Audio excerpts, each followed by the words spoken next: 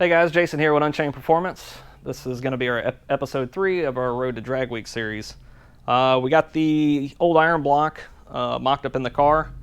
I know we didn't show this off. It's been probably 3 weeks since we made our last video, but we got a billet wheel forced inductions 91-102 turbo. So now we can get this thing mocked up and get a new turbo kit for it, as well as doing a bunch of wiring and all that good stuff. I'm remounting the motor mid plates as well.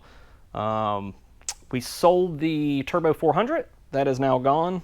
I bought a Rossler Power Glide with a Cameron's converter. I should have that in a couple weeks, and we can get that thing mocked up in the car and get a drive shaft made for it. Probably about a month ago, we sent a Texid motor off the machine shop I got with Jordan at Modular Head Shop. We got boost line connecting rods. We're going to use the steel crank out of this thing, and then also mod 2K pistons for the Texid. And then he's custom doing another set of cylinder heads for us that should be able to get at least a PI record, I believe. But I'm not really sure what the PI record is, but we're going to try to get the thing in the 7s the way it is. We added 160 pounds to the car when we did the cage, and then we added the air-to-water intercooler, 7 gallons of water. It ends up being about 160 pounds. Between the tubular front end and the aluminum block, it's about 120 pounds out of the car. We also cut 35 pounds out of the rear of the car to kind of match that weight. And I think we got some more weight out of the interior as well. You guys will see the new dash and stuff like that in the later part of the video. Not much more going on up here. I mean, it's pretty much just making the turbo kit. We're moving the radiator to the rear of the car. There's just no room up here for it. Even laying it flat ends up being really low, and that kind of worries me. It's just easier to mount it in the rear of the car, and it's clear of everything. And I have bunches of room up here to work on things, pull everything off the front, and do whatever I got to do. So that's going back there. All right, moving over to the interior. Alicia's been in here painting, getting the cage painted up. Still got a few more coats to go on this thing, but kind of main attraction here is the fiberglass 66 Mustang dash. I didn't like, because we're not running the center console with the stock dash, so I just didn't like the way it looked. They do make the fiberglass factory dash, but man, that thing looks really cool in here. I've never seen one done. So the retro one into a new edge was pretty cool. It fits pretty good. I do have to add glass up here to get it to the windshield, but we should be able to do that. It shouldn't be an issue. And then we got our leash box, which controls, it has a solid state relay in it to control the trans brake and the bump box. 8 70 amp relays in it. And it also controls all your lighting. So all your blinkers, headlights, taillights, all that stuff is controlled by that thing. So that'll control the entire car. It'll be mounted on a piece of carbon here. We got rid of the HP ECU, and I got a Dominator.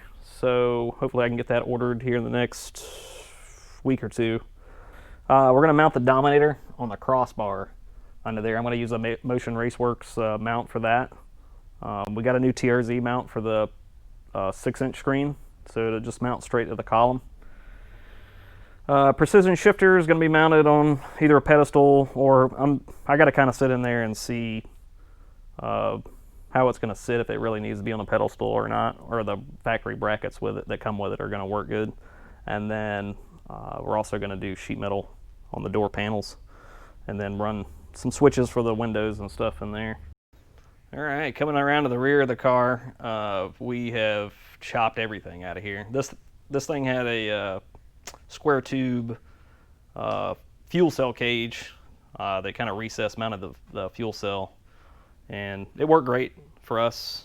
We had C&H Motorsports build that with a top plate and everything on it, and it worked really good, but I knew it was heavy, so I kind of figured it was like 30 to 35 pounds, and I was right on the money. We pulled everything out and weighed it. So this time around, I didn't do that good of a job last time welding the anti-roll bar, so I had Mark Manor came over and gave us a hand, and which you guys will see a clip of his big block, twin turbo big block Chevelle when we're out beating on it. I'll have Chris put in a video of that for a snippet of it.